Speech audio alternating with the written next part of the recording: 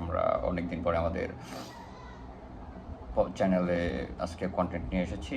আমাদের আজকের ভিডিওর টপিক হচ্ছে অন্তর্বর্তীকালীন সরকার কি বিএনপির সাথে সমঝোতা করে ফেলেছে কিনা।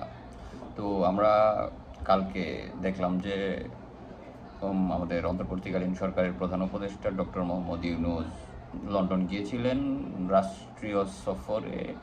সেখানে তিনি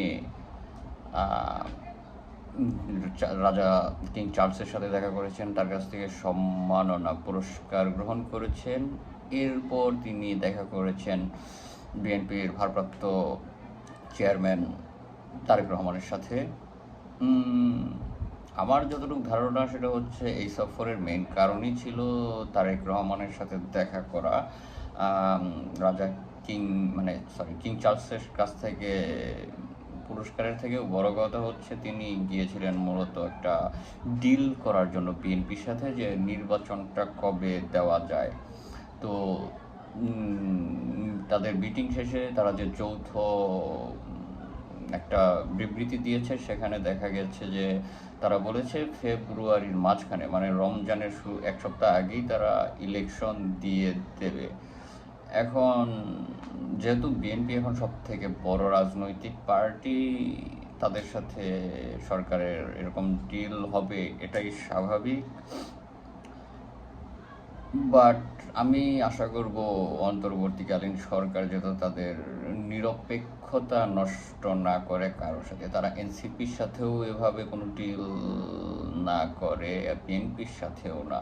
কারণ যেহেতু আমরা একটা স্বৈরাচার সরকারকে হটিয়ে বর্তমান বাংলাদেশকে পেয়েছি, আমাদেরকে বর্তমানে নিরপেক্ষতা বজায় রেখে ডেমোক্রেটিক প্রসেসের দিকে এগোতে হবে। সো আর ইলেকশনটা আসলে আরও আগেই দেওয়া উচিত ছিল।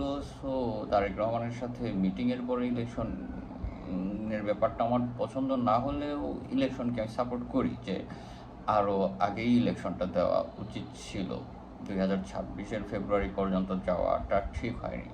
আমি আশা করেছিলাম যে ডক্টর মোহাম্মদ ইউনূস 2025 সালেই ইলেকশনটা দেবেন, কিন্তু তিনি দেননি। এটা আমার জন্য একটু দুঃখজনক ছিল, যেহেতু আমরা জুলাইতে সবাই মিলেই রাস্তায় নেমেছিলাম।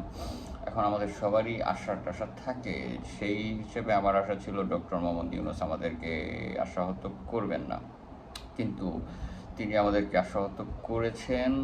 কারণ আমি গত 8-9 মাসে কোনো ভিজিবল সংস্কার তো দেখি নাই।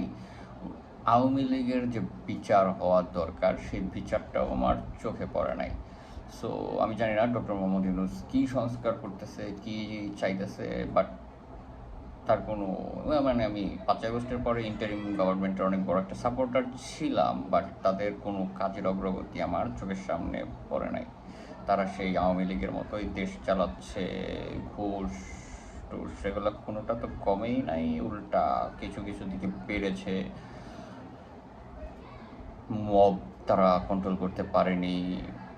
তারপরে তারা স্বাধীনতা বিরোধী যেসব দল তাদেরকে অনেক আশকারা দিয়ে, সেগুলো এখন তাদের ব্যক্তিগত ব্যাপার কী করেছে না করেছে, কিন্তু আমি ভেবেছিলাম যে সে নিরপেক্ষ থাকবে, সংস্কার করবে, আওয়ামী লীগের বিচার করবে। কিন্তু উল্টো তারা দেখছি যে তারা সরকারের আসার সাথে সাথেই অনেক আওয়ামী নেতাকর্মীকে দেশ থেকে বেরোতে সহায়তা করছে। আমি তখন ভাবছিলাম যে মেবি এখন তাদের পাওয়ার নাই, কন্ট্রোলে আমলা টামলা নাই এর জন্য, কিন্তু এখনও আমি ফিজিবল কোনো বিচার বা সংস্কার দেখতে পাচ্ছি না আমার। আর আমি মনে করি না যে আগামী 6-7 মাসেও এরকম কোনো সংস্কার হবে।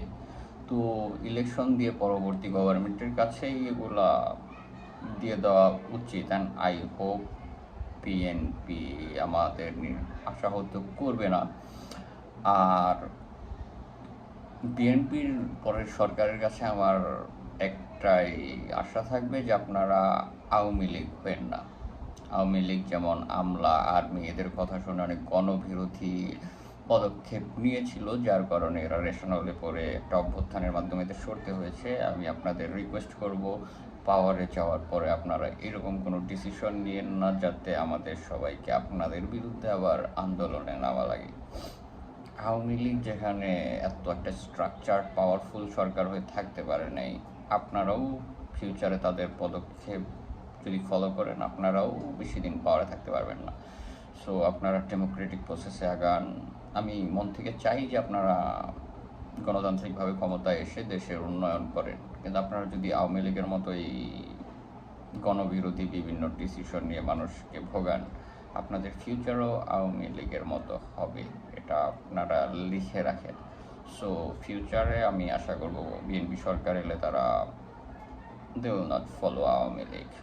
আজকে এই পর্যন্তই, আমরা আবার আসবো নতুন কোনো টপিক নিয়ে। ভালো থাকবেন।